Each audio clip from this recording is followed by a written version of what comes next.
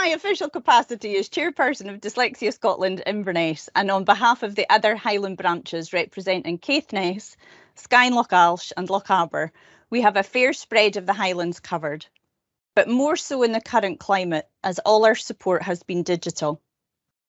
We collectively are a vital part of the Dyslexia Scotland network, but we're all run, the local branches, by volunteers. If anybody out there feels they could spare a few hours a month, please get in touch with your local group. Our National Development Officer, Lena, will email out all attendees after the event with the contact details for the 4 local branches. And we would love to welcome you on board if there's anything that you feel that you could do to help. I am delighted to finally host tonight's event. It was originally penciled in for the 1st of November to kick off what was Dyslexia Awareness Week 2021, but events conspired against us. But we're delighted to have been able to reschedule it, and at this point, I'm going to hand over to my good friend, Robert Quigley, and he will introduce the rest of the session for us. Thank you very much. Thanks, Vicky. Well, good evening. Again, I think for those of you that have been in for the last 15 minutes, you'll have heard me saying good evening a number of times. Just going to check, Dougie, are you okay to let people in if they... that's fine. So welcome to this session. When we were thinking about how to title it, we decided to go with Chromebooks and accessibility. And the reason for that really is because we're going to try and cover as much as we can around that topic tonight. But as with hopefully all good sessions around this kind of topic, we have got a sort of set plan, but we're quite happy to go off and deviate and cover other parts to do with digital learning. What I would say is we're going to build in quite a lot at the end of the session for answers, questions and answers. So unless there's something absolutely burning, I don't mind the chat being used to post the questions, but we probably won't stop until we get towards the end to actually answer the questions, but we're building in quite a lot of space at the end.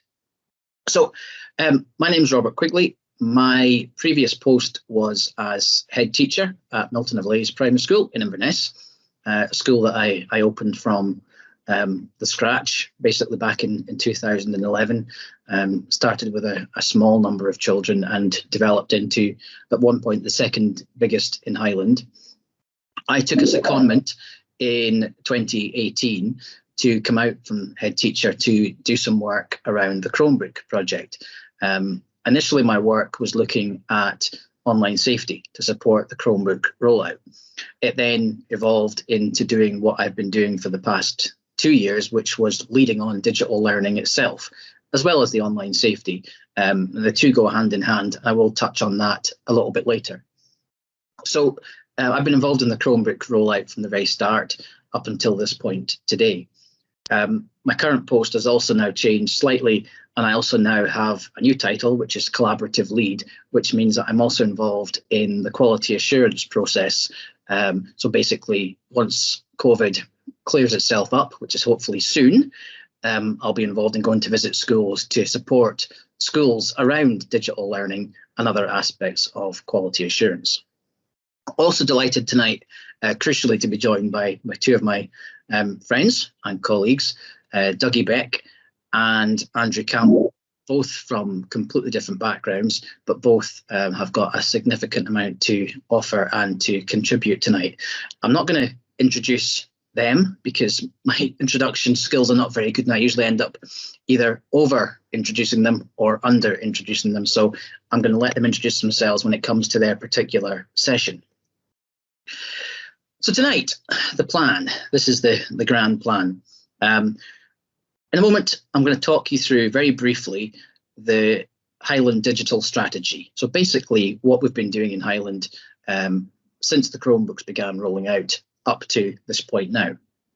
Then I'm going to pass over to Andrew, who's going to do a really important and probably one of the most crucial parts of tonight, an overview of the tool Read and Write, and a couple of other tools that Text Help that Andrew works for also offer.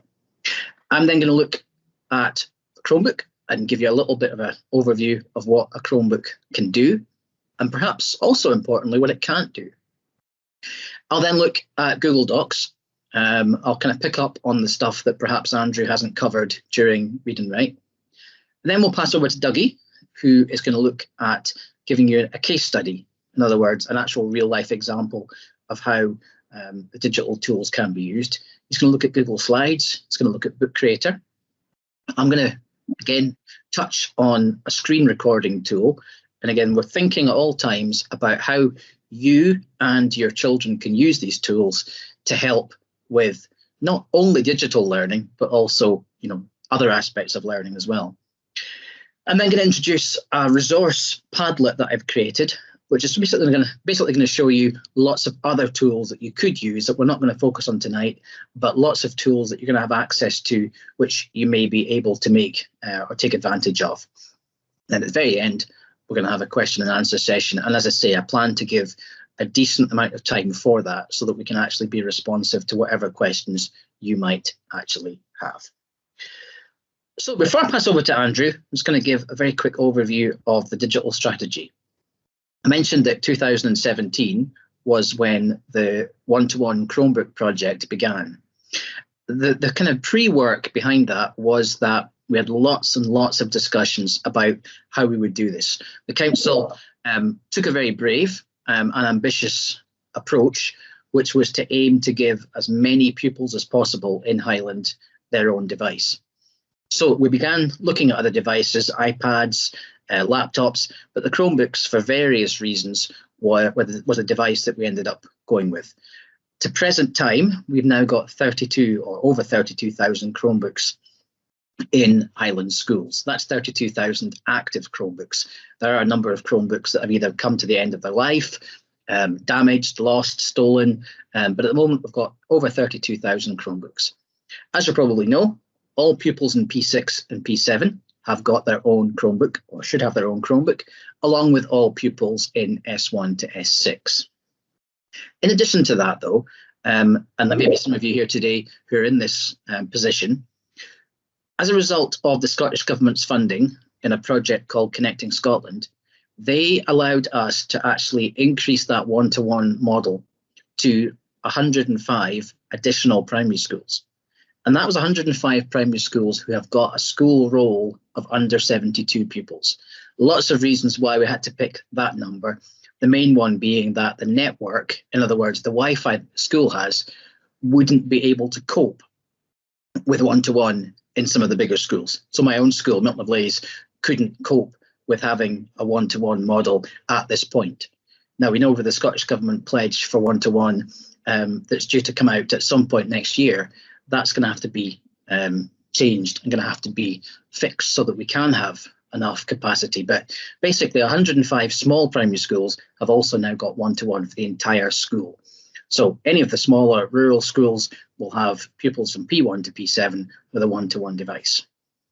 In the schools that don't have one-to-one, there's a ratio of at least 1 to 5 in place for P1 to 5. So in other words, a nice simple way to think about that is if you've got a class of 30 pupils, there'll be at least 6 devices in that class. We've also supported, as part of our strategy, connectivity. And what that basically means is that where, and particularly over lockdown, families have not been able to access the internet, we have provided well over a couple of hundred MiFi devices, which are basically devices that allow a family, and crucially for us, for learning pupils, to connect to the network.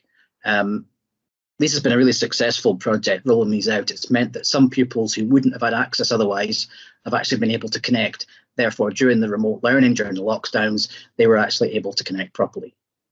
I would say that if anybody is sitting here thinking, we still have an issue with that, contact your school. We have got a very limited number of these devices left, but we are still keen to support schools where perhaps pupils or families don't have access. You notice I keep saying families here, because for us, the Chromebook project and the connectivity has not just been about the pupil. We're quite aware that in some cases, families have made use of Chromebooks and the connectivity, and that's absolutely fine. And in fact, it's a very deliberate approach, because there's no point having a device that simply sits at home being used for an hour if there are other members of the family who potentially could use it, other children in the family who could use it if they don't perhaps have a one-to-one device themselves. In terms of how digital learning has developed, we've created a digital skills progression that schools are now starting to use to actually start to measure the difference that digital learning is making. We've made a big fuss about the fact that we've given children devices, about the fact that we've supported with connectivity, but it's now really important that schools are actually starting to see where children are in terms of digital skills, to actually begin to teach digital skills rather than just simply saying, here's a Chromebook, go ahead and use it. I mentioned already that Highland have been an authority that have worked really hard to develop online safety because, and that has been my remit, it's really important that if we're giving a one-to-one device at any age, whether it's a 6th year, 3rd year, primary 3, primary 1, it's really important that the schools and pupils feel equipped to cope with the online safety world.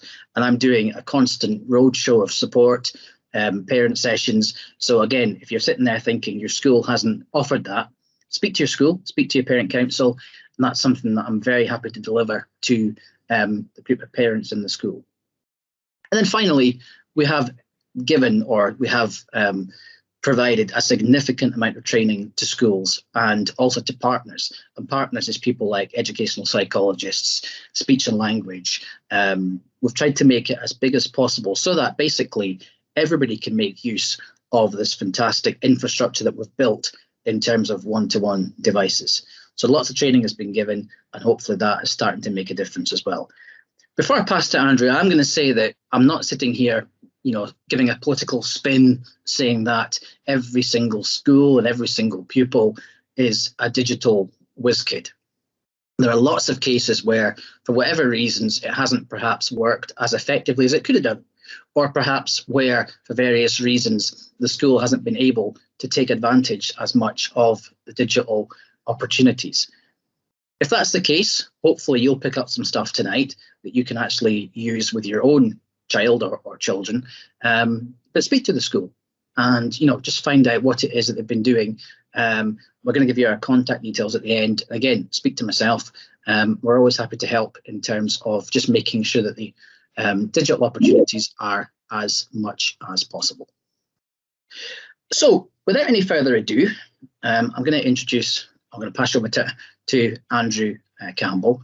Just before I do, I've managed to pick up 5 quotes that came from secondary pupils as to why read and write is making a particularly big difference in Highland schools. Not going to read them out, you can see them.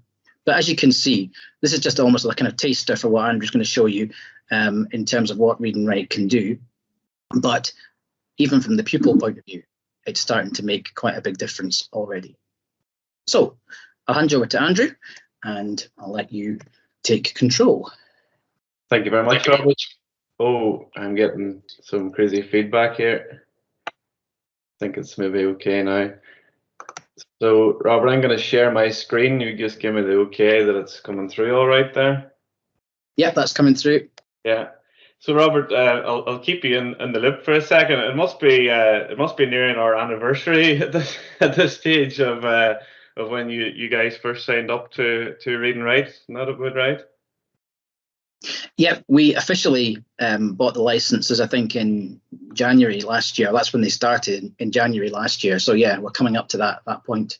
Coming up to it. Hard to believe it's been a year. A good year it's been too. So as Robert said, my name is Andrew Campbell. I'm from TextHelp. We're a company based here in Northern Ireland. But today, that should be this evening, really, more than anything. So a very quick presentation just to explain who we are, and then I'm going to show you how read and write works and what it's all about, and just really give you an idea of when your kids are coming home from school, how you can best support them using read and write and how that can play a part in it. The company, we're based in Northern Ireland, but we've got offices in America, Australia. We're a worldwide company. We've got 40 million users worldwide of our software. We're experts in accessibility and inclusion. We've been on the go since 1996, so yeah, been on the go for quite a while. The company's, I actually need to update that slide. It says 180 employees. It's actually grown to about 350 employees. That's in the last few months. So Not that this slide is that badly outdated. We're just growing really fast, and it's just great because it's a really good company, and what we do really does change people's lives. In Scotland, so you have Highland are using it. You also look other authorities. If anyone hears from other authorities, so like South Lanarkshire, Stirling, Aberdeen City, Aberdeenshire, Midlothian. Can't remember. There's other ones as well off the top of my head. There's a few others as well. I'm going to talk to you today about Read and Write and Orbit Note, but we've also got Equatio, Write, and Fluency Tutor, other products that we do, but going to focus mainly on Read and Write and Orbit Note are the main ones this evening. But we can, there's lots of videos online available about the other ones if anyone's interested, or just shoot me a question into the chat and ask questions throughout. I have the question panel up on my other screen here to the side, so if you have any questions, just shout them out and I'll do my best to answer. Read and Write, and our company's mission, our main value is to help every student understand and to be understood, and that's really at the crux of everything of what Read and Write does. So that's for students, that's for staff as well, and it's all about literacy for all. That's something that's come out really strongly from Robert and Tanya and the other guys here at Highland, is one of the main reasons they have Read and Write and they went for Read and Write, and the impact that it's having so far on students. It's built with universal design for learning at its heart. So really, the way we look at it is necessary for some, but useful for all. So it's not something that somebody has to use because they're different. Really, we want every single student in every school to be using this. And so far, that's the feedback we've been getting in Highland, but maybe not in all schools. So that's something we want to encourage all schools to look at, that it's just ed tech that everyone can use, but for some students, it's going to be more helpful than others. So the software is a toolbar, so it's got lots of different support features within the one toolbar. It works on Google Chrome, Google Docs, iPads, Windows, whatever it is you're using, it's there to work alongside. So let's have a look at how it all works. So I'm going to go over to Google Doc to begin with. So if your kids are coming home with a Google Doc, so you imagine different scenarios that the teacher's going to send home work, and we're going to test out and show you how you can support them with that. So to load it up to begin with, you just click up here, this little toolbar up the top. You click on the icon for Read and Write, and that's going to load up the toolbar. So you'll see this toolbar has now appeared on the screen.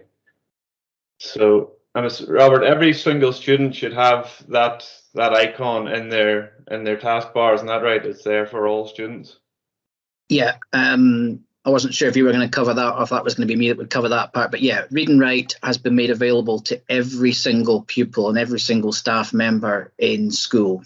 So if your child hasn't or doesn't appear to have access to it, contact the school and we can make sure that happens, because it has been, the license we've got allows it to be used by every single pupil, whether they're at school or at home.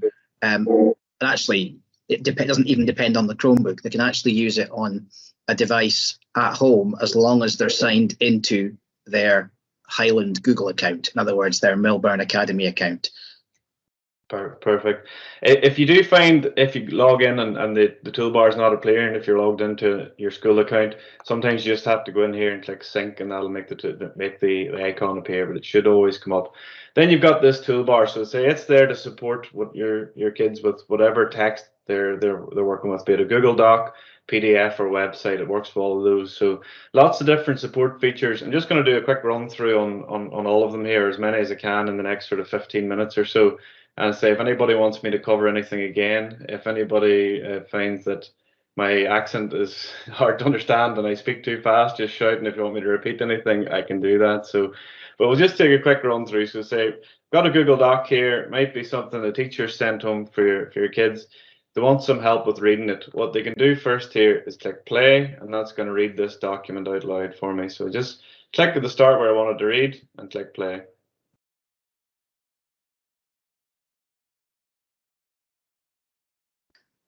We're not hearing that, Andrew.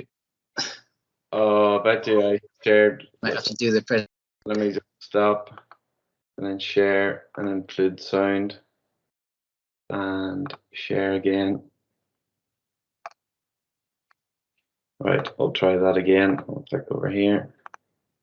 To her, the dark night was where adventures happened, where ogres fought each other in the forest, and where dragons flew through the blackened sky. She had... I got a thumbs up there, so it must be working okay. So you'll see there, just reading, it's doing a thing called dual color highlighting. So it's highlighting each word as you're hearing it being read. You're also seeing it highlighted as well. That's going to really help with things like word recognition. So if you go into the settings, somebody might have thought that sounded a bit too fast. You can actually go in and change the speed of the voice in here. So we can take the speed down a little bit. And you can actually change the voice that's been read as well. So I'm using Scottish English Fiona. So if you scroll down here, lots of different options around voices that you're using to read. So you can scroll down, lots of different options in here. And just click OK. And if we go back in, if I want to read it again, or if I want to read a different section, I'll just click play, and it'll read it for me. She had never been afraid of the dark before, so why should she start being afraid now? Catherine trod carefully. The air was becoming warm and wet as she descended into the basement. She arrived at the bottom. So you can have, that's it reading loud. So it's lots of different options for reading. It uses the color for dual color highlighting, yellow and blue, but you can pick different options depending for each student what their preference are. Everyone will have different preferences they want to use. So those are all changeable. Next of all, so if you go through, you've had it read aloud, if there's any words that your kids, they maybe get to a word, they're not sure of that word, they can use the dictionary. So just select the word, so take bottom and click on dictionary. I'm really hoping this doesn't let me down now with what comes up for bottom. That was maybe a bad choice. So the lowest part of something, that's a good one. And you can actually have that dictionary definition read aloud by clicking play here. Noun. The lowest part of something. I fell to the bottom of the stairs. I'll read out the adjective. Adjective. The lowest or furthest or least important thing. Her name was at the bottom of the list. Adjective. And then whatever word I click on, I'm getting a dictionary definition for. So just keep that open, click on different words, brings you up your definitions. You'll notice for some of your kids, you'll know they know a word when they get to it. It's not knowing the word, it's actually decoding that word as they come to it is the challenge for them. So they know the definition, they're not looking at that, but they're just looking at a quick way to decode that word. I find the picture dictionary is really effective here. So any word that you click on, you get a visual reference of that word. So you'll see for dark here. So I can hear it read aloud. Dark. And then I can see the picture for it as well. And again, whatever word I click on, I get a picture for it. So I'll try a couple other ones. You do get the odd occasion where you don't have a picture for it. It can be hard to put into words, but it uses the widget app, so most of them are there and they're all pretty good. You can actually then drag that into the document as well if you want to add some imagery into the document. It's a nice way to do that. Something I saw my niece do, actually. My niece is she's 15. Seen her doing this a couple of years ago where she was going through a page for her homework, and any word she didn't know, she was highlighting it. So at the end, she had a list of words that she was, she'd find challenging in the text. So this is something I would definitely encourage you to do with your children as well when they're with their homework, is go through any word that they've had to check using the dictionary or the picture dictionary. Go through them highlighting. So use these wee highlighters up here. Highlight those words. And we'll do a couple others using the highlighters. And so we've gone through, say, checked any words you weren't too sure of, and then highlighted them, and then click on this one, which is vocabulary. So here you see every icon that you hover over, you'll get the name for it. So this one's vocabulary. When I click this, it's going to do a quick analysis of my document. It's going to see what I've highlighted, and it's going to put it into a table for me, and it puts it in with the word and the definition and the symbol. So to show you that process again, it was just a matter of highlighting different words, then click on vocabulary, and then that builds the table. Used to always enjoy doing this one at conferences and stuff, because you always get a nice hum around the room of approval when you showed the vocab table coming together. It's not quite the same on Teams now, but I'm just going to assume that everybody's going, wow, that was awesome. So yeah, hopefully that's what everyone's feeling. Definitely say nice one to use when work's coming home, make your tables. But I'm hoping a lot of staff throughout the Highlands, a lot of the teachers now know what read and write can do. I'm hoping they'll be putting keyword lists together using the vocab list. And then students then can take their ownership from that and make their own lists from there. So that is the vocab list. You can actually with this put in this voice note. So this voice note's a nice option where you can actually record your voice and insert it into a document. So one way, if you wanted to, you could use it in here with this voice with the vocab list where you could record the words as well, so you're speaking them out.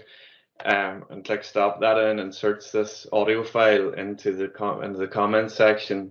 For me, it's just going to take a second and insert it as an audio file, anything that I speak out, and I can go back in here now and click play. In here with this voice, with the vocab list where you can record. I absolutely hate hearing my own voice being played back to me, but that's what it sounds like. But there's so many options of where that could be useful for students. So it could be, for someone who's some processing issues here and there, that they want to kind of remind themselves of something instead of recording for themselves. If they're working on a big assignment and they want to add in notes for later on, just record it, and then when you come back to it, can listen to it that way. I know through our training with Highland, we've always encouraged teachers to use this option to actually give feedback to students as well. I often think back to when I was at school and getting feedback from a teacher written down the side of a page, and kind of thinking it was quite hard to read and actually get that important feedback. So we're encouraging them to use that voice note as well. And hopefully then things as well, like students can go on and give their feedback of what they thought of a certain assignment as well, as a nice option to be able to use there. So as said before, works in Google Docs, works in PDFs, works on websites. I'm going to quickly flick over to a website here, and I'm just going to Google volcanoes, and I'll go into Wikipedia for now. So say when you're on a website, you can just click on read and write again up here. So each time you come to a new page, you just click on the icon to reopen the toolbar. This time the toolbar is going to float around like this because it's on a website. And I can do the things I showed you before, like I can do text to speech. So on this occasion, I'm going to use hover speech. So I'll click here, hover where I want to read. A volcano is a rupture in the crust of a planetary mass object, such as Earth, that allows hot lava, volcanic ash, and gases to escape from a magma chamber below. So in here, it'll read out a website. You can do the picture dictionary, you can do the dictionary, all those things I showed you before as well on a website. Really nice option if any of your kids who find when they go to a website, there's too many links, there's too many images, it's all quite distracting. You can click on this option here, which is simplify page. And what that's going to do is take away all of those links. It's going to take out all of the images and just leave me with the main text that I want to actually access on this website. So if my teacher said to me, go and do some research on volcanoes, I just have the main text here that I need on volcanoes. It's taken away all of those distractions that I might sort of find too much to process in one page. Really nice option there, but it also gives you an option then to change the contrast. So if anyone prefer to use things like a blue on yellow page to read it, or the font as well, so you can put it into the Open Dyslexic font, you can change the size of the font, you can change the line space, and all options around accessibility. So it's just all around making it easier for your kids to access the curriculum. What you can also do with that, I'm going through this very quickly. I'm trying to give you a flavour today of what this is all about. There are loads of support features, loads of YouTube videos on how to use all of this. So if you're kind of thinking he's going through this too fast and I'm struggling to keep up with what all the different features do, don't worry. I really just want to give you an idea tonight of what all it can do, so to know for yourself that this is worth going and investing my time and looking into. And hopefully from what I've gone through tonight, you'll have an idea of how to use it to begin with. But what you could do on a website next of all, so you could actually use those highlighters again. So if, again, I've been asked to go and do some research on volcanoes and doing it for my exams, I can go through and use those highlighters. Same way we all used to do with our textbooks. You get your highlighters out. You used to go through and highlight the different sections that you wanted to focus on. So none of this means anything to me, I have to say at this stage, but if I would probably be on something a bit more relevant than divergent and convergent plane boundaries, but here we are. So I've highlighted my notes. This is all my revision that I want to put together. So if anyone who kind of finds organizing their notes and organizing their revision that can be a challenge, this is a really nice option for it. So you highlight all of your text and then click on this option here, which is collect highlights. I'm going to click OK. And what that's going to do is, again, analyze that, see what highlights I've made, and it's going to bring that all into one Google document for me, and it's all color coded for me, all my highlights in the one place. So really nice one for revision. We probably developed that one because read and write's used in pretty much every university throughout the UK. So that was probably developed for university level, but I think really there's use for that for primary and secondary and everybody. That's another point just on using read and write at school. If your kids are getting used to using it in primary and they go through to secondary, it's still there to support them. When they go on to university or if they go on to FE, it's something that they continue to use. We also have a full team here at TextHelp that just work with corporates, so with businesses, NHS, fire, police, all the governments in Scotland are all using this to help their staff have access to work in the same way that students are accessing their curriculum. So it's definitely very important that way. So back to the document. So the revision notes that I mentioned, another thing I could do with these is actually highlight them and then create an MP3 file using this one, which is Audio Maker.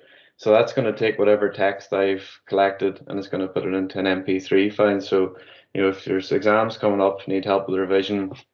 I said before, it's all about UDL, so multiple means of accessing the curriculum. Using that Audio Maker, put your notes onto your phone and listen to them on the way into the exam. And that can work in multiple languages as well. So that could be in French, for example. I know a teacher here whose son goes in on the bus in the morning with his French text and he's listening to it in the bus and everyone else thinks he's listening to whatever cool bands are about at the minute. I'm like at the point where I don't know what cool bands are anymore, so I'm not even going to mention any. But that's he's on the bus, he's listening to notes in French, and then he's going in and doing his exams in French, and it's just another way he's been supported by it.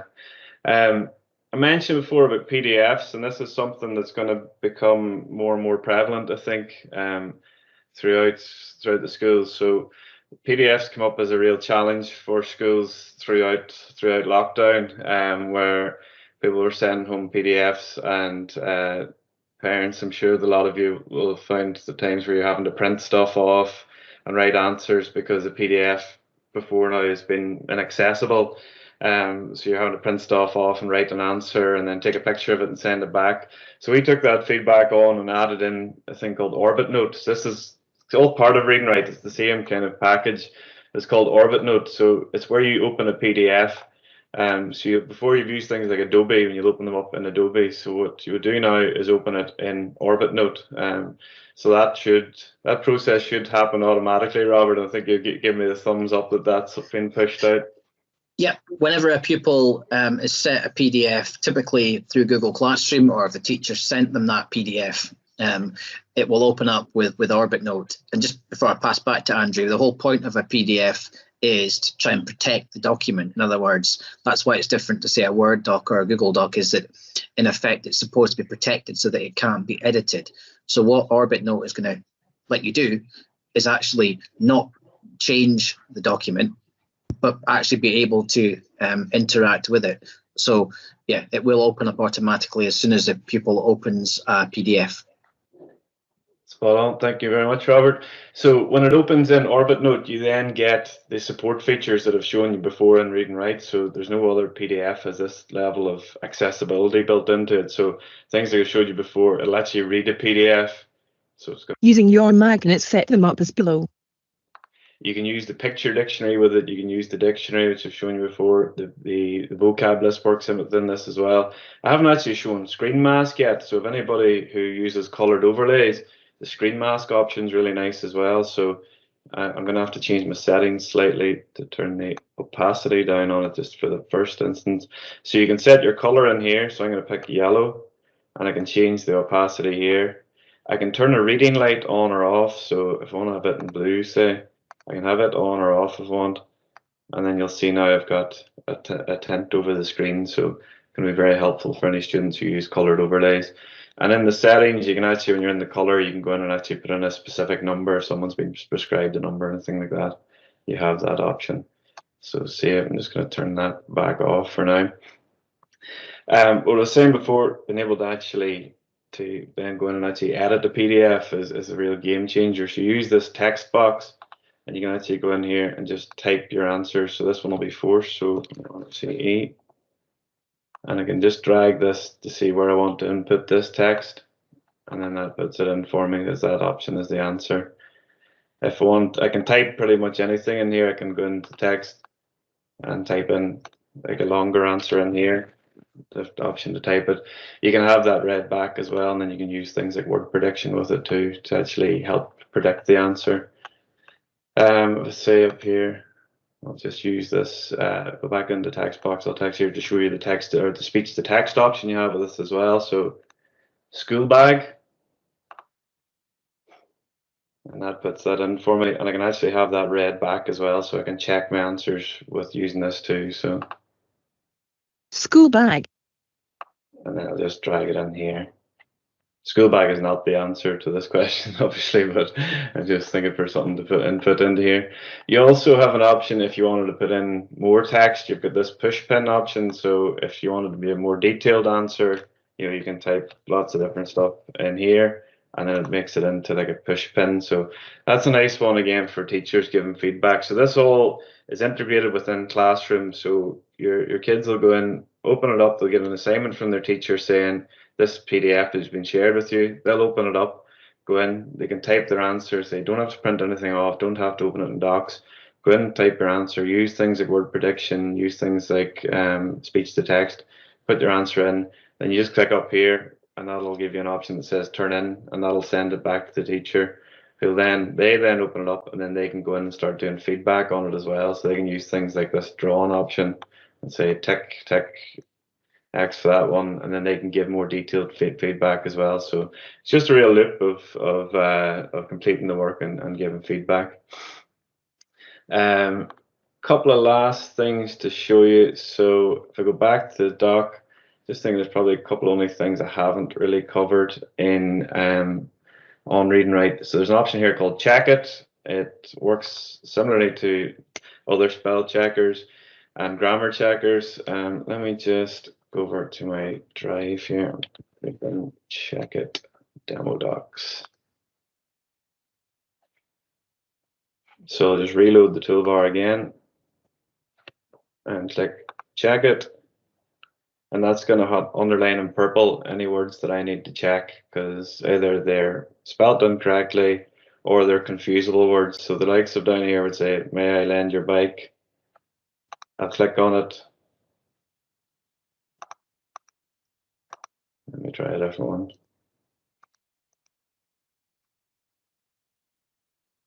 We got 25 minutes in and nothing went wrong.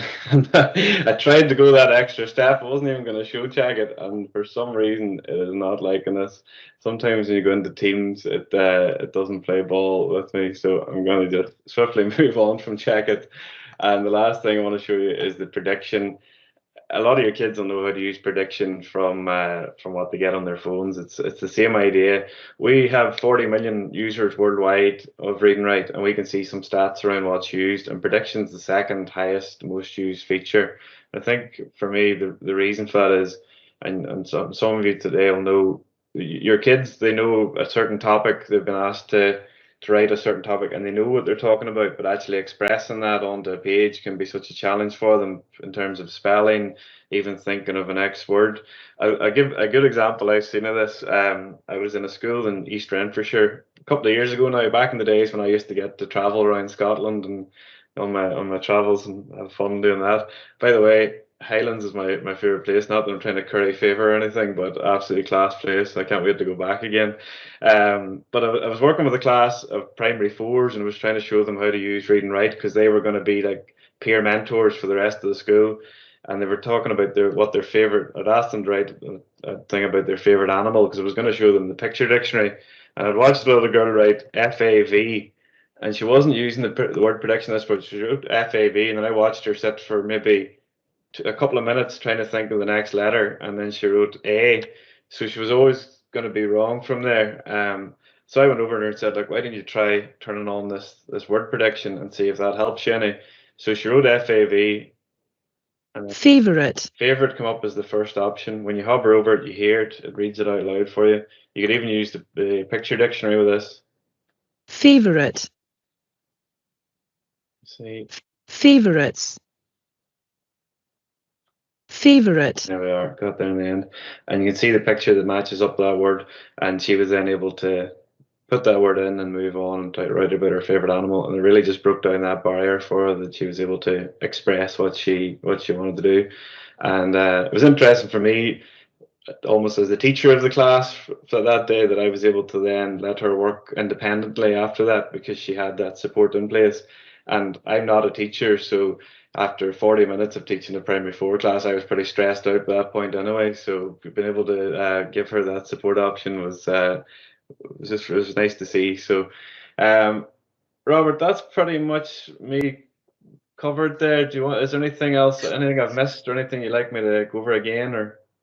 No, I think that's absolutely perfect. 'Cause I'm actually going to show at the very end, I'm going to show some resources that will give you a step-by-step guide to using these tools that you've actually shown tonight. So I think, I mean, are you hanging around for the Q&A, or do you need to disappear? What is it, another 40 minutes or so? Yeah, about 20, 25 minutes. I'll hang about, yeah. Just say whether or not I need to go and rescue my wife from the 1 and 3-year-old downstairs. But do you know what? I can stay. It's fine. That's perfect. Thanks, Andrew. Okay. Well, that's a wee flavour of what Read and Write can do. And as I say, without kind of overstating the impact. I mean, many of you may actually have attended the parent session that we did back in January of last year. I think we had about 300 parents attended, and by the end of the time that the video had been posted onto YouTube, I think up until now it's had about 2,500 views, and that was again a step-by-step guide for parents specifically. So I will share those links with you as well. Hopefully the context now of what I gave you in terms of these quotes now makes a little bit more sense. Things about the fact that these are genuine secondary pupils from Dingwall Academy actually saying, if you're tired, you can use the speech to text. It just gives you that control back over that piece of writing, because as I think some of you will appreciate, your children are actually more capable than perhaps what will appear on paper. They've got the ideas, they've got the actual, they've got the thoughts in their head. What we're trying to do here is trying to help them to get that down onto paper or onto the actual device itself, so that the focus is not on how do they actually write it down, and potentially take an hour and a half to write, a couple of pages of text, versus being able to actually dictate it and actually get the ideas down. So moving on from that, and I'm going to rattle through this very, very quickly. Chromebook, in terms of what the Chromebooks will do, the Chromebooks that are across the schools, that 32,000, there are various models. The vast majority are Dell. There are some of the older first rollout devices that are touch screen and also what we call 360. In other words, they'll go completely over to become a tablet device. The newer devices are not 360 and are not touch screen, and that's simply a response to the fact that the price of Chromebooks has gone up quite significantly. There are also now some Chrome tablets in schools. They work exactly the same way as Chromebooks, except they're more like a tablet. Filtering on the devices is provided by a product called Securely. In effect, the Securely filtering doesn't make much of a distinction between whether the device is on the council network or a home network. There's a few very small adjustments that are made when the device goes home, mainly in secondary and primary. It's more or less the same filtering. I put my online safety hat back on just very quickly to say that the filtering is robust. It covers the categories that you would expect to see covered, but you cannot guarantee that every single thing is going to be blocked. There are lots of different reasons why things will occasionally slip by the net. The main one being the fact that most of these filtering packages will block things by keywords. In other words, if there's a word in the search that's inappropriate, that should get blocked. But if a website has got a web address, doesn't have anything particularly offensive, it may get past the filtering because it works on keywords. I'm not going to get into the online safety part just now. Every pupil in Highland has got their own Google account. Usually it will be based on the name of the secondary school. So melbourneacademy.org.uk. In Dougie's case, it's malighigh.org.uk. This allows us to create a locked down platform where only people who have got this Highland Google account can actually access the content within it. So you have to be within the Highland Google accounts to get into Google Classroom, to get into a Google Meet. Already mentioned that it will connect to Wi-Fi at home, it will connect to Wi-Fi in a cafe, it will connect to Wi-Fi wherever you are, as long as you've got a connection. Some of the tools can also work offline. The Chromebook, when it's fully charged, should last for about 2 days of in-school use. And that's not a guarantee, but the whole point of the Chromebook is that it will last for a significant amount of time. Read and Write is one of a very small number of extensions that are installed onto the device and pushed out to all pupils. There's very few that are like that. The vast majority of apps and extensions, the children either install themselves or the school has requested it. Read and Write is on every device. Chromebooks, as you probably know, have got a very small hard drive, and therefore we can't install software. There's not even a disk drive, so we can't install software on it. Apps or cloud-based resources, in other words, websites, work best. And just in the last year, we've developed what we call a break-fix service. And that's a service now where if a device is broken, damaged, or not working, the school can log that device. And in theory, assuming that we've got enough devices in stock, it should be a complete swap out. So the pupil will get a device to replace the one that is not working. Sometimes at peak times, that doesn't quite work as well as it could do, and there may be a bit of a delay. But compared to what it used to be, for those of you that work in schools, you'll understand that it's actually a significant improvement. Moving on to very quickly to a Google Doc, and I'm actually just going to jump straight from the presentation into a Google Doc and just show you live what a Google Doc can do. Now, the Google Doc icon on your child's Chromebook will look like this here. And when you open up a Google Doc, usually you'll come to this first page where you've actually got a whole lot of templates that you could use if you wanted to, but typically you're going to go straight to a blank Google Doc. All I'm going to show you just now are some of the very, very simple accessibility tools. You've seen Read and Write, you've seen how powerful it can be. If you're thinking this is too much for me or too much for my child just now, there's lots of things that you could use initially, maybe 3 or 4 things that I can show you here that would make a difference in terms of accessibility straight away. When your child opens a Google Doc, I would strongly suggest the first thing you do is put a title. And the reason that you do that is because from the second that you open that Google Doc, it's automatically saving. I've not had to press save. There actually isn't an option to save. It's automatically saving in my Google Drive. By giving it a title, I can at least identify what that document is. Now, one of the first things that you might want to do if you've got a child who requires that coloured overlay, you have got the option in Read and Write, but you also have the option in a Google Doc. If I go into File and go down to Page Setup, I've actually got the option here at the bottom to change the page colour. Now, for children who have got visual difficulties, the kind of acknowledged, accepted 3 different backgrounds that would be usable on a Google Doc, and obviously your own child may have different preferences, but would be the one that's called light red, or the one that's called light yellow. They're all 3 of the different colours are light, or light blue. Now, what you can decide to do is you could decide to simply change that for the purpose of the document that you're working on for that one-off time. But similarly, you could also make that default colour. Go to the same way, and this time I'm going to change this to set as default. And what that will now mean is that every time I open a Google Doc, this background will be set in that colour. Now, if I was to print this doc out, it would not print out with that background. It's just for when you're using it actually on the device. So now I've got my background set, I can start typing. I'm just going to put a bit of text in here, and I'm going to highlight it and make it slightly bigger, just so that I can demonstrate what I'm going to show you here. Now, in terms of font choices, you don't have the option on Google Docs for the dyslexia font, the kind of traditional dyslexia font, but there are a number of fonts that are considered to be dyslexic friendly, and they're actually all appearing here. One of the options, sorry, I'll highlight the text this time, is one called Chelsea Market. And it's again completely down to preference. Another one is the one that it started with, which was Arial.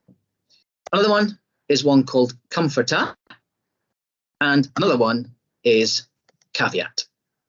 Now, whether or not your child or whoever it is at home is normally using one of these fonts, you know, it's entirely up to you. Perhaps they don't even need that font, but you have got the option of these fonts. If you ever want to go and explore what other fonts are available, you can look up here where it says more fonts, and you can actually go in and add fonts that are not currently in there. You can even search by type. So you could search by display, by handwriting. When you find the font that you like, just click on it and press OK. And that will now add that font to the list of fonts that are available to you. So you've now got the option with the background, you've got your coloured overlay, you've got your font. And the last thing I'm going to show you really is the fact that you've got the option in Google Doc for speech to text. You do have the option read and write as well, but if you haven't got read and write open, if you're not confident in using it, to get read and write, to get the speech to text, all you have to do is click on Tools and go to voice typing.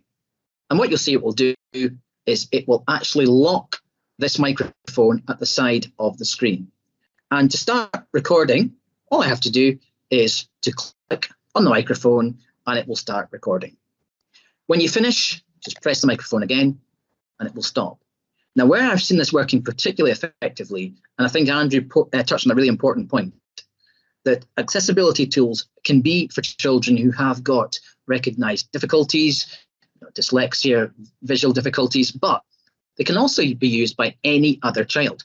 So imagine a child that's wanting to do a piece of writing, write a story. They're feeling tired. They're feeling that they're not getting the text down quickly enough. They can carry on typing as much as they want to.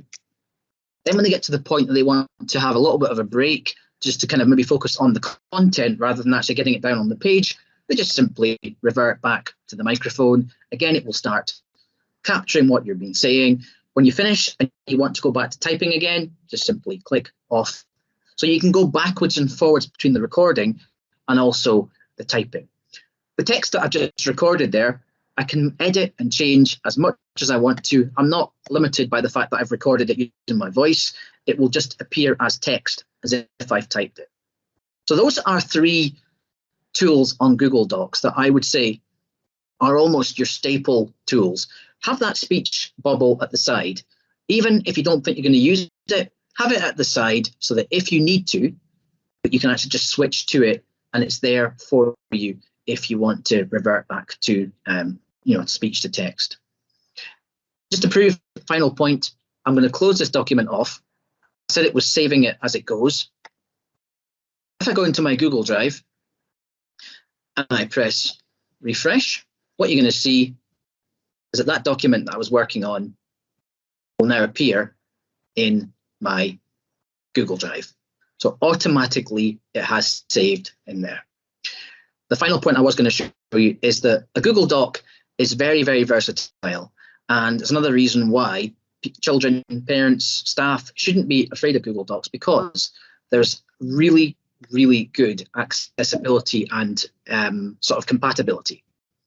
If I wanted to, once I finish this document, I can go to download. And I've actually got the option to download it into a Microsoft Word document, download it into a PDF, even into a web page. So I could actually publish this document and make it available on the net.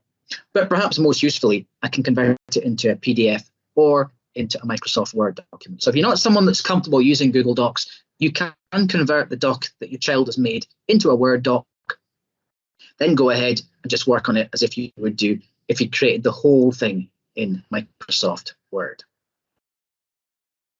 Okay, and I think on that note, I will come out of Google Docs, and I'm now going to pass you over, go back to my presentation. Once it comes up again, just make sure you've not missed anything here. Speech to text, coloured overlays.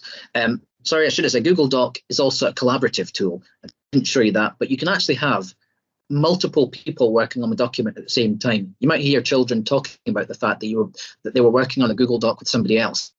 I could invite somebody else to use that Google Doc and work on it at the same time. And it means that you could actually have 2 children working on a report, 2 children working on a piece of writing at the same time. So it's a really collaborative tool. Okay, so without any further ado, I'm going to pass you over to Dougie now, and I'll let Dougie introduce himself. And Dougie's now going to do his little piece. Folks, I'm just going to spotlight myself. Spotlight for everyone. I think that's the one. Okay. Right. Okay, thank you, Robert, and thank you, Andrew, before that as well. So my name is Dougie Beck. I am a Gaelic medium teacher in Malloch Primary School. I'm also a principal teacher across the 4 schools in the Malloch 3 to 18 cluster. So we've got 4 primary schools plus the local high school all clustered together here, and also the associated nurseries. Now, my main job, apart from having the classroom closest to the door in Malloch Primary and opening the door for everyone that comes in a couple of days a week, is I've got a digital hat locally. And so what I do is I offer digital support to pupils and staff, and also parents across the 3 schools. Sometimes also have a wee bit of a high school thing going on as well there. So what I'm going to do is I'm going to first of all, give you a wee kind of case study of how digital tools have made a difference to one pupil in my class, and then I'm going to show you a few wee tricks and kind of bells and whistles and that kind of thing that that pupils, yourselves as well, because many of these tools are available for parents' use as well, and also staff in schools can use to enhance the learner's experience. So I'm just going to share up my first slide here. Second. I think I'll share the screen. I think that's the one. So can someone just give me a wee yip to say that they can see what's on? That's fine, Doug. Yeah, that's working.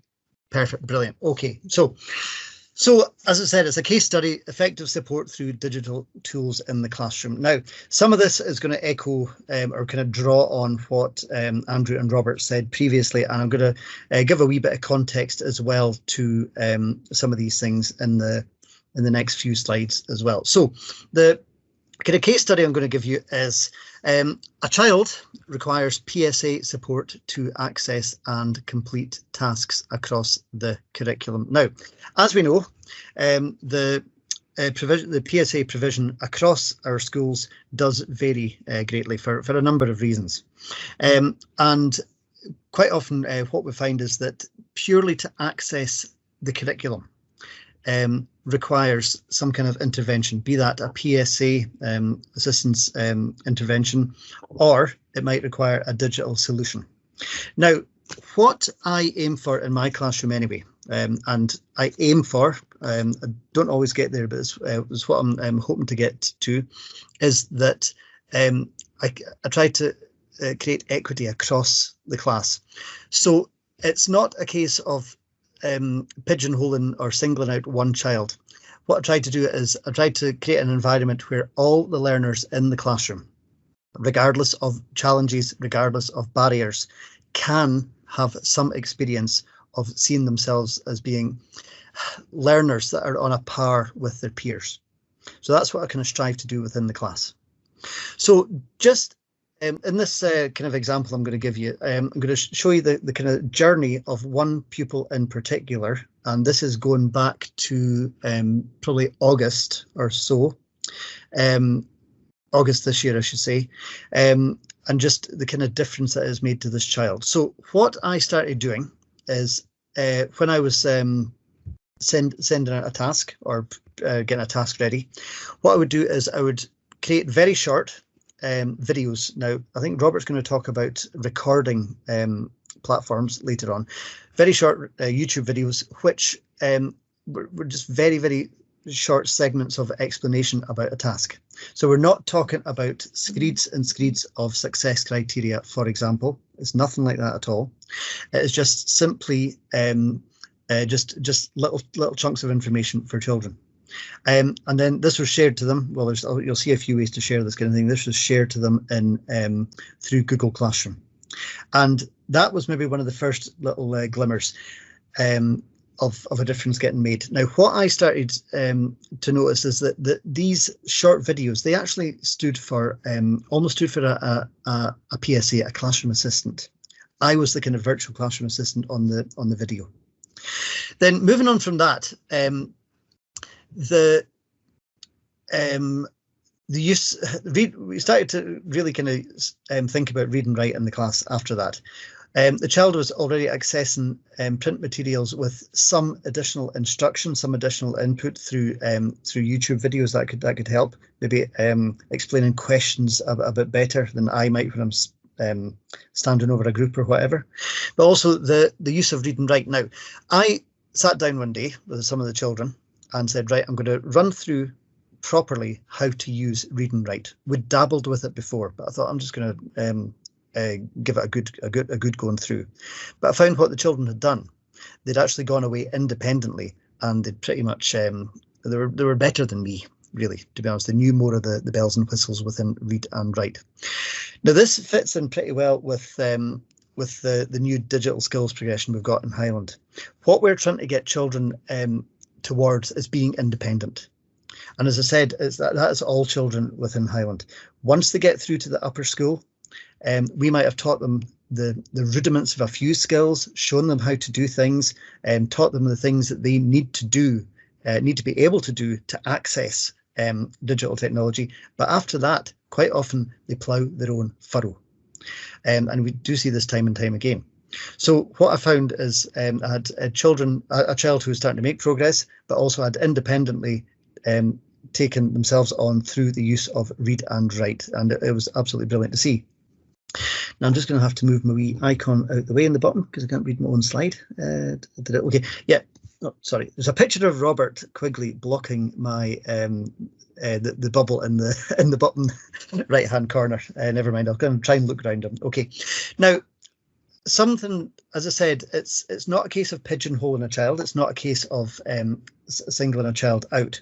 But what I believe strongly is that, in general, as educators, to use that American term, what we should be doing, we should be giving children the opportunity to be contributors and producers and all these kinds of words, the kind of outward type of word, rather than what we see quite often when we think about technology, or maybe when our parents might think about technology, they maybe think about things like, it's endless YouTube videos, it's endless TikTok, Snapchat, just things coming at children all the time.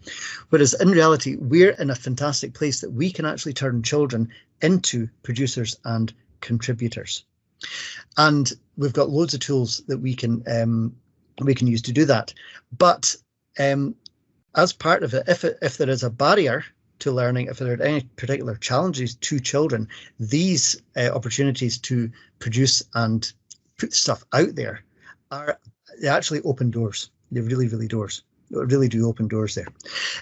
So the bottom right hand bubble there is child given option of responding through video or sound, or using a different platform to show learning. Okay, so we started to experiment with that more and more. So even just like little responses to maybe a text which could be accessed through read and write, the response to that could be through video, or it could be through a sound recording or whatever like that. And also, just as Robert was describing there, and Andrew before him as well, the child was getting a growing familiarisation with voice typing. And the voice typing, I use this phrase all the time. Again, it was a little mini game changer there. It really was.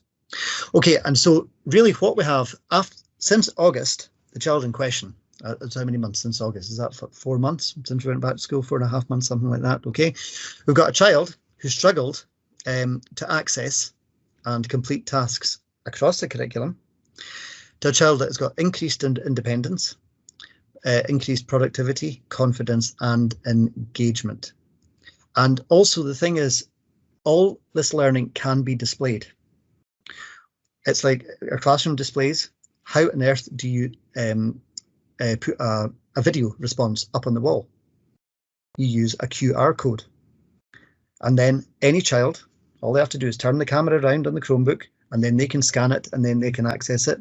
Head teacher comes in, whoever, if we get the important visitors in suits, if they come in, they can access it as well. They just have to scan it. So there is the opportunity there for display. But fundamentally, the most important thing, over the space of about 4 months, this child has seen a journey where they have become, they're seeing themselves as a learner who is on some kind of a par with their peers. As Robert said, the collaborative elements of the likes of Google Docs and so on, that can be done. That can be done. One child could be typing, one child could be taking part orally as well. So the digital technology is a constantly evolving journey. Not saying I've got it all right, not at all, but we do have tools at our disposal, and these tools are really powerful. Now, I'm going to run on because the way that I speak, that's probably about 7.5 hours gone past. I know what I'm like. I'm going to run through just a few of the go-to apps. Now, Google Docs, what Robert was describing there, is very, very powerful. Forward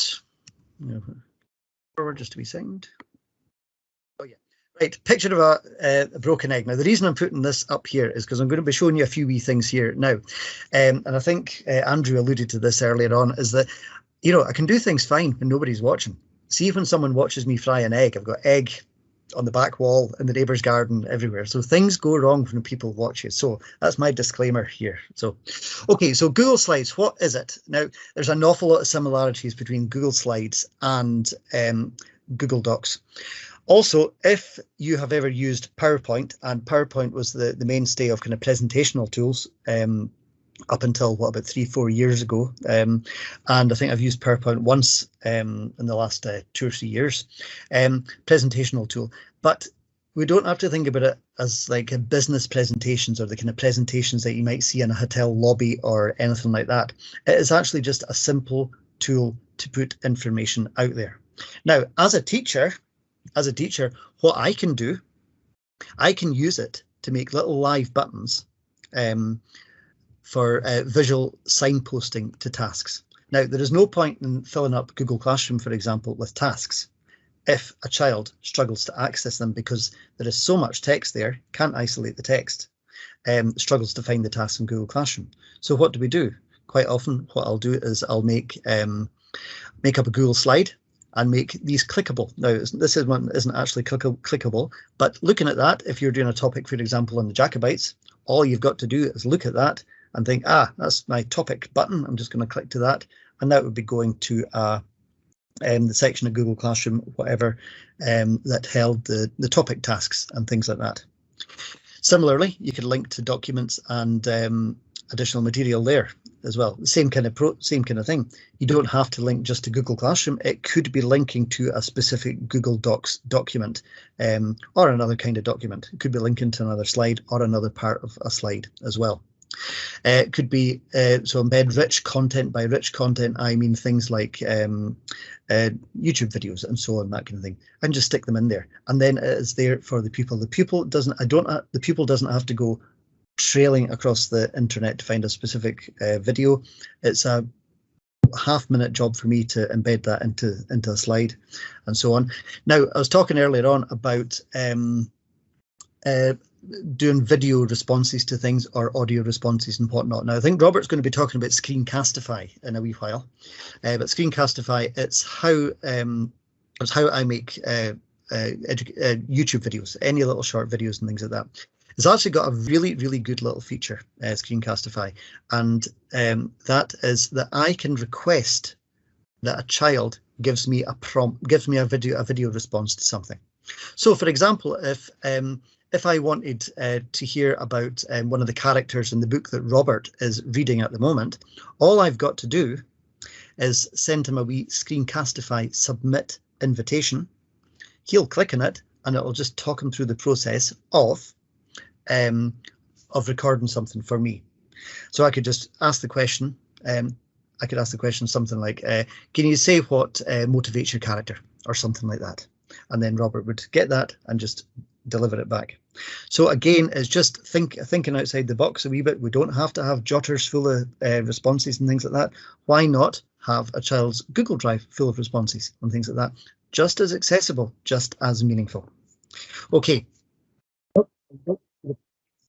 Oops. Go away. Okay. Now, I am acutely aware of the time here. So Robert has shared ways about to use Google Slides and the actual practical things in it. So if we've got a bit of time, I'll maybe jump back and show you how things work. One of the other staples that I have is an application called Book Creator. Now, Book Creator is it's a very, very, very powerful tool. What it is, it's an e-book creator. In some ways, the practical application of it is quite similar to Google Slides. It's presentation software, but you can do an awful lot with it.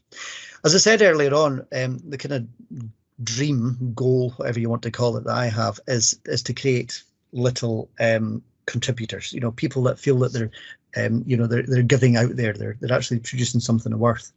Also, but I think it's incumbent on ourselves. It's we've got a responsibility as well. If we're asking children to do that, we've got to give them good quality tools with which they can do it. And Book Creator is one of these things.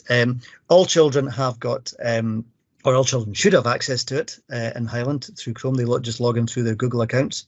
And it's used more and more by teachers across Highland. So I use it in 2 or 3 different ways. I use it for allocating work to children. I also use it for giving information to children. Like I said, I'm a Gaelic medium teacher. We have to produce quite a lot of our own resources in the Gaelic medium sector, but this has been a great vehicle for that. But also the children use it themselves, so they can be contributors back to me, or they can even stick it on something like Class Dojo or Seesaw or whatever it is they might be using, and share it with Granny, whatever like that. So I'll just show you the kind of thing. So as I said, there's kind of a quality aspect to it here. Oops. Right. Okay. Rightio. So here we are. This is just a wee thing I put together for a short film. I'll do side by side pages here, just to be easier. A short film study that I did. Now, just on the subject of short films, I'm quite a big believer on the power of the short animation. Now, what I mean by that is the little Pixar shorts that you get. Quite often, if you buy a Pixar or a Disney movie or something like that, you'll get a little short animation at the end of them. These are absolutely fantastic from a literacy point of view. You can spend weeks looking at a 5-minute video, and they're infinitely accessible. Absolutely brilliant. So Dreamgiver, this was one of them. I can't remember if it's Pixar or not, but so when you open it up here, what you see, it just turns pages like this. I've embedded the video into here, but what I've also done, and I'll try playing this, is I've also added a voice recording here. And let's see what.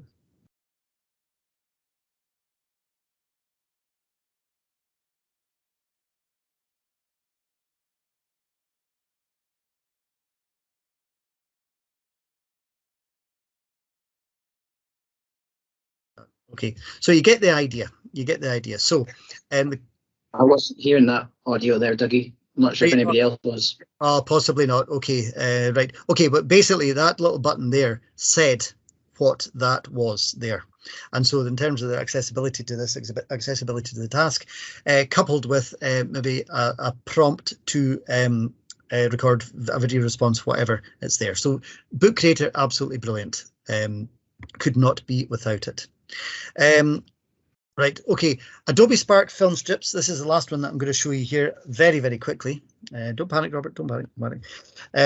So I'm just going to click on this now. Again, you might be thinking, oh, it's the same kind of thing again. It's not really. All these things have got a particular application.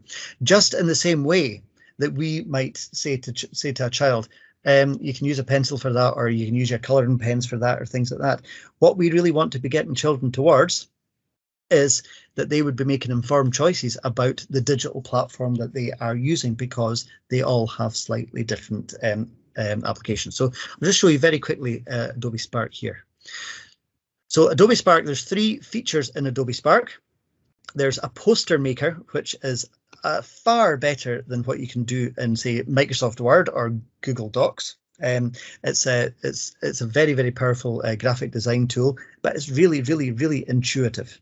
So we do a thing in our class called guerrilla research quite a lot, and that is, I just say to the kids, it doesn't matter what they're doing, down tools, we're going to just do a short bit of research, 10-minute, 15-minute bit of research on something, stick it into Adobe Spark, and they can make a really professional looking poster of that. It's also got a website editor, which again is very, very intuitive, gives the options for inserting video, all kind of things. But the film strip here is a brilliant way for a child to showcase their work. Now, chances are you're not going to hear this again, but if not, just pretend. Just pretend. It's nearly Christmas. It's magical. You can just pretend.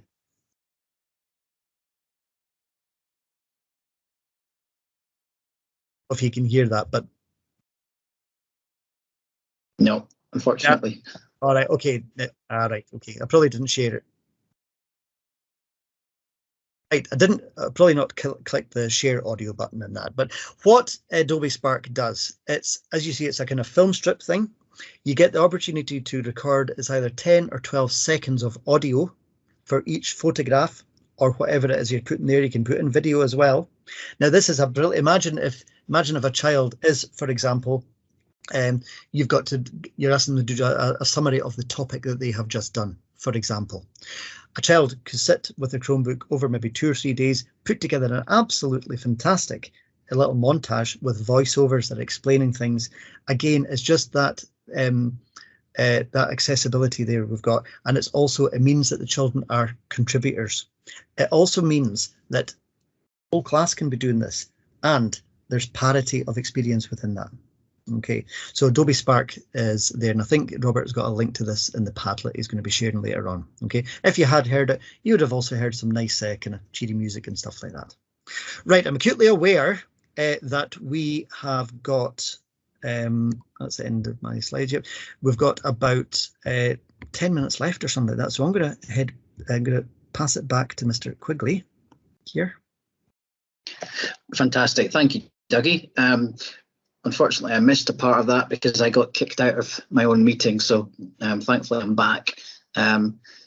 Just while I'm getting my slide up, I'll also give you a little amusing story about the fact that sometimes it doesn't necessarily pay to be kind and try to rescue little animals, because I tried to rescue a ladybird that appeared on my device.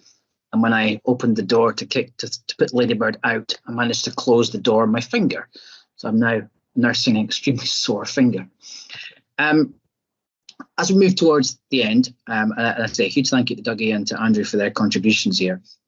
What I've created that you hopefully can see on the screen at the moment is what we call a Padlet. So Padlet is basically an electronic notice board that allows you to click on links, and it will take you to all of the content we've seen tonight, but also a ton more. Now, I'm going to put this link in the chat in a moment, but I'm just going to talk you through very quickly what we've got on here. This is a live electronic notice board, which means that as I add more content to this, because you've got this link, and this link will be available to you or for you for as long as you want, you can always get the most up-to-date Padlet. So if I add another link tomorrow, it will be on this Padlet based on the link I'm going to give you. I've put in here some hardware suggestions, and they're just suggestions that might help your child or your whoever's at home to access their device in a slightly more easy way. Something as simple as a wireless mouse, and I've given a link here to a suggested cheap, simple version of a wireless mouse on Amazon. A USB portable light. I got this as a Christmas present a couple of years ago. It plugs into my device, and it means that I'm not suggesting you would sit in the dark, but if you're in a room that perhaps the lighting isn't brilliant, this USB portable light will allow you to illuminate the keyboard, which might just make a slight difference when it comes to typing. The two last ones here in the blue, the gaming headset and the retro phone, probably sound really obvious and really simple. But actually, if your child is going to do some recording using read and write or using the speech to text, having that headset, like the gaming one, is incredibly good for picking up voices. It means that your child doesn't have to scream or shout to get heard. They can actually just speak in a normal, quiet talking voice. And because the mic is next to their mouth, it will actually pick it up. And this one here, this retro phone, which when I was doing visits to school, I took around with me, is so easy to use. It plugs into the side of the Chromebook, and the pupils can actually use it to record and also hear any text that either they're hearing or recording. The reason that I like it and the reason that I think it is quite effective is actually it allows them to have one ear completely free. So if you've got a child who perhaps has got some sensory issues and don't like having both ears covered, This allows them to use something that allows them to have that space to actually record and to listen, but they've actually got one ear free. This one here costs $8.99, and I would definitely recommend it as a really good purchase. For those of you that are of the age to remember what phones look like, just ask your child what they're actually using and watch in astonishment as they tell you they've got absolutely no idea what this is meant to be, and how do you text on this phone. So that might it might depress you slightly. Elsewhere on this Padlet, I'm not going to have time to show you Screencastify, which is a video recording tool, so have a look at it on here. A guide to read and write, the Highland Parents recording. Again, to open this Padlet or to open this link, all you have to do is click on the actual link and it will take you to the video that was created back in January of the read and write session for parents. Other things on here, other apps that I would showcase or highlight. Parent Guide to Book Creator, so the Book Creator app. Adobe Spark that Dougie's already mentioned. The Highland Digital School Hub. This is a resource that was created at the start of lockdown and has got a vast amount of resources on there for pupils, parents and staff. An app called, or a website called Storyboard That. So I've actually put in brackets whether it's an app or a website, Storyboard That, for children who like to create stories using the visuals of a storyboard. Canva, I think Dougie mentioned Canva. Kahoot is a website where you can create quizzes and games, but you can also take part in quizzes and games. So if you're looking to do some work around, say, history topic, go onto Kahoot, search for that topic, and invariably there will be lots and lots of quizzes that your child can actually take part in. Typing Club is probably the most useful touch type practice resource that I've come across. It's not vital that your child can touch type, but this is a really good one that you can do it in a fun way using games. Unsplash, if I just click on this very quickly and show you Unsplash. Unsplash is a site where if you're looking to include some images that are copyright free, I would highly recommend you go to something like Unsplash. So the beauty of Unsplash is that all these images here are completely free, but they're also really high quality. So as you can see, just search for digital. All these photos, all these images are free for you to use. Screencastify I've mentioned already. Khan Academy, Book Creator, Epic Books, a site that's got access to over 40,000 books completely for free. Coggle, an app that you can use for creating mind maps if your child is someone that likes to learn visually using Coggle. My Shakespeare, another really interesting one for those of you with older children. My Shakespeare takes some of the most well-known Shakespeare plays and turns it into an interactive tool where you can actually have the audio played back to you. You can actually have a video of certain scenes acted out by actors. There's actually interviews with characters. So if you've got a child that's learning about various Shakespeare plays, just another way of accessing that kind of content without having to just simply read the text. So this Padlet, I'm going to put the link in the chat and you can access that. I'll also send it out via Vicky, but when you click on this link, that will take you into the Padlet and you can now start accessing this content. So that brings us time-wise to the end of our formal part. I'll go back to presentation. On the screen, before we go to the questions, those are our contact details. Again, I'll send these out via Vicky. Perfectly happy for you to get in touch, ask us any questions. That's our details. But for now, apart from saying thank you to Andrew and to Dougie, I'm going to pass you back over to Vicky.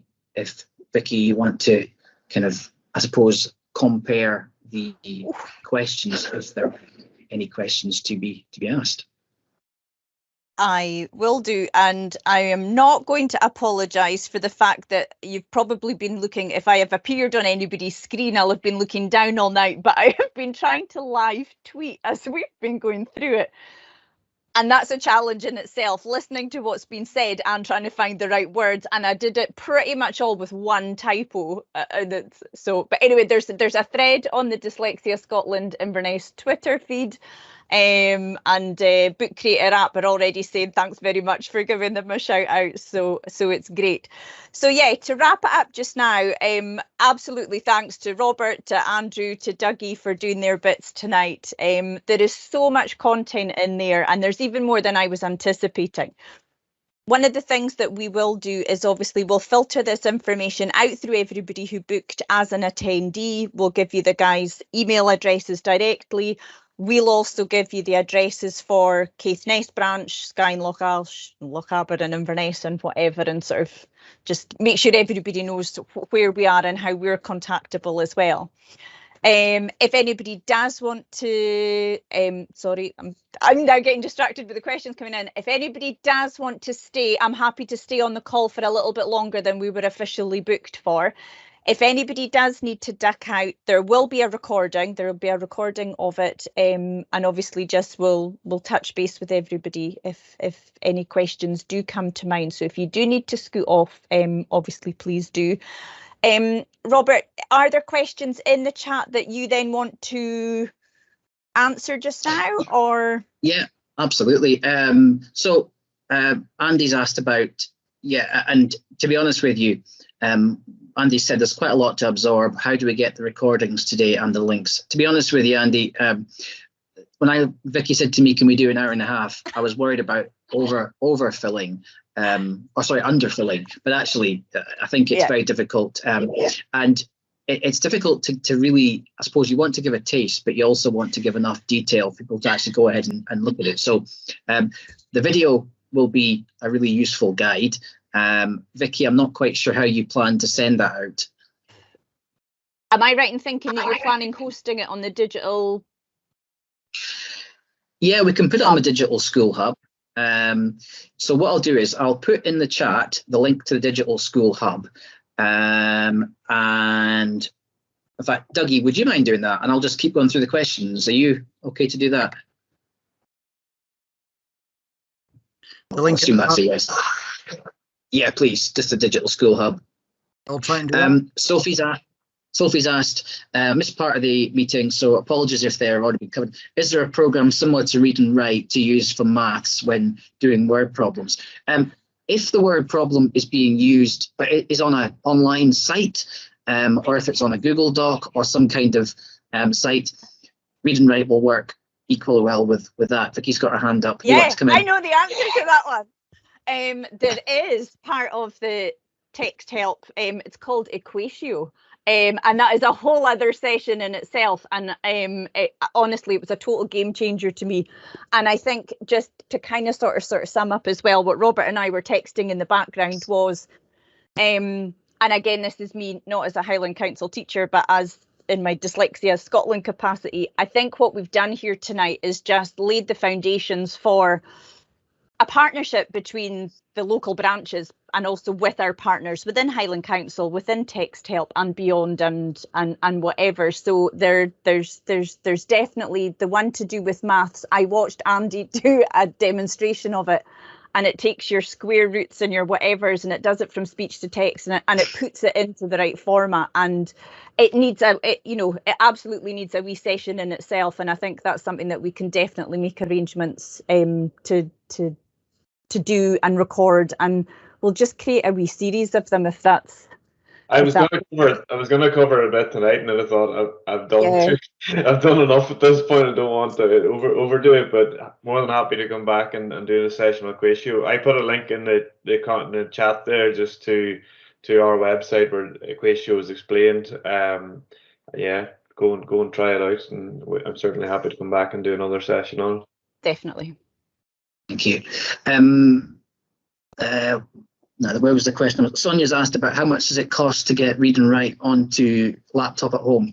As far as I know, this should work. If I'm not sure if it's son or daughter, if they log into their Highland Google account, then Read and Write should appear. I'm looking to Andrew to confirm. Yep. Read and Write should appear in the extension bar at the top. So you shouldn't have to pay for it as long as they're logged into their Highland Google account, because the Read and Write license has been applied to the account rather than to the actual device. That's correct. There's also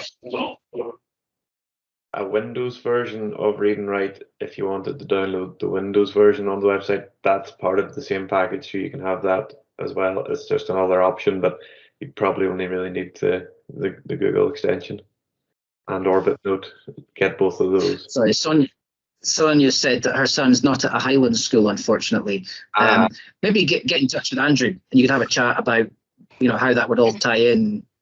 Yeah, give me a shout, because there's about 7 or 8 authorities have it at the moment, like for home use as well. Same with a lot of independent schools, and there's a few others who are looking at it at the moment. So yeah, give me a shout and I'll give you an update where that's at. I'll put my email address into the. Oh, yeah. Thank you. Just reading through some of the, Linda and Rory have said that their 10-year-old is sitting next to them on his Chromebook trying things out. All the apps, he should be able to install them onto his Chromebook from the Highland Play Store. So the Play Store icon that you would expect to see on a phone, what we've got in there is just, we've got a limited number of apps that have been pushed forward. We've got various data protection, GDPR restrictions around just simply having free access to all the apps. But Book Creator is not an app as such. It's a website. He should be able to log in with his Highland Google account. If he can't, speak to the school. If that doesn't work, just drop me an email and I can help with that. Rachel said, my son is at the start of his dyslexia journey, very aware of his struggles. He's now in S1 and has got a Chromebook and is hesitant in using it. Yeah, to be honest with you, Rachel, my son is in S3 and is very similar to that because Read and Write hasn't been introduced, hasn't been on the go for a long time. I think the kind of age range where children perhaps struggle a little bit with the idea of using it is probably secondary school. Our vision is that if we start using it in P1, P2, by the time they get to secondary, actually, it just becomes second nature. It's kind of why we say that Read and Write, and I love that phrase that Andrew's got that I'm going to completely misquote here, which is that it's necessary for some, but what was it? I've forgotten, Andrew. You're fine. It took me about a year to get, I kept it the wrong way around. It's necessary for some, for useful for all, and I think that comes with time. Like, that's not something that's going to happen overnight. It does come with time. If I look at the likes of Aberdeen City, they've been using Read and Write there for about 4 or 5 years now, and that's something that they would tell us is that it's been used that long and it's come up from primary school, that nobody feels different in using it. It's just something everybody uses, just ed tech. It's not assistive technology, almost the way they look at it, but it can take time, and the more the teachers are aware of it, and the more the teachers encourage things like the Orbit Note that I showed earlier on. I think that's going to be a big part in changing that, because that is something that if a teacher's using that in classroom, they'll share that assignment with every single student who'll open Orbit Note to do it, and then there's just accessibility features in it. So getting that out there is going to really break down that idea that it's something you're different for using this ed tech.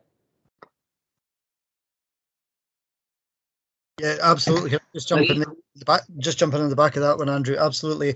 I was in one of our local schools 2 or 3 weeks ago. I showed the class Read Write, and it was almost like I'd given the whole class a superpower.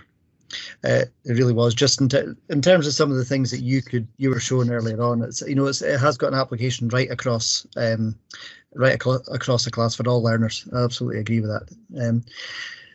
So sorry, I'm just noticing a comment in the chat. If I can just jump in here, Linda and Rory, he needs a teacher code. I think that's to do with Book Creator. Is that right? I think you're asking about that earlier. Yeah, I think that's what I think. It's that they're probably logged in, but you need to actually have a library, to be part of a library, to actually start creating the books. Oh no, sorry, Doug, I was going to let you explain if you wanted to explain. Oh, sorry. Yeah, what it is, a teacher would create an account if they don't have an account already, and then Book Creator works with libraries. I suppose they're just kind of like folders. They look quite different to folders. Every library, every folder has got a unique code that a pupil then would, after the login, there's a thing comes up saying enter library code. And it's just like, if you can imagine a cross between a classroom and a library, the pupil can work within that. and then the teacher can see what they're doing, and so on and so on. The teacher can can enable collaboration with other pupils, all that kind of thing. So yeah, so as Robert was saying earlier on, speak to the school. If I can do it, Linda, because I hate the idea of sort of shackling creativity, and when someone's actually motivated, I'm going to give you a teacher code from one of my libraries so that your son can actually get into the library now. So I'm going to put this in the chat. So if you put this code in, then this will let him get into the book creator library that I've got, and at least he can get started on that, because I would hate to think that he's sitting there desperate to get started on it. Okay, so I think that's... Quickly jump in. I see one from Amy Miller. Yeah, of course. Requesting use it in an Aberdeenshire school. Aberdeenshire have it in all their schools as well, so certainly ask the school. If they're not aware that, I think the group in Aberdeenshire are called Aspect, so you could look at them, they're the ones who kind of would do the training on it and everything. So, and if not, drop me an email and I can certainly help out as well.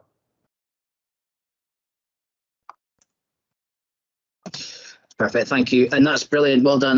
Glad you managed to get in there. There's nothing. That's the teacher, the true teacher in us. That if somebody was asking, you know, to get started on something, I'd hate to think they weren't able to.